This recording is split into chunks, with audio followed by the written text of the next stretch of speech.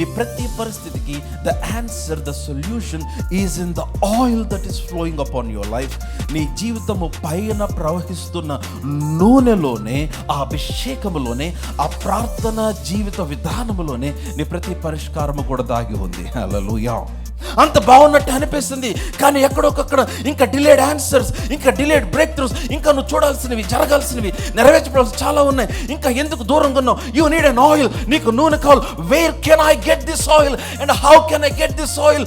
Go to the room, close the door, shut the door and stay behind the close door until you are filled up with oil. నువ్వు గదిలోనికి వెళ్ళి తలుపు వేసుకొని ఆ తలుపు వెనుక ఆ రహస్య స్థలములలో దేవునితో నువ్వు గడుపుతున్న సమయములో, ఒంటరిగా నువ్వు ఉన్న సమయములో ఆయన నీకు తెలియని ఉద్దేశము, నీకు తెలియని సమకూర్పు, నీకు తెలియని సమృద్ధి, నేను చెప్తున్నాను, నీ పైన ఆ నూనె విడుదల చేయబడుతుంది.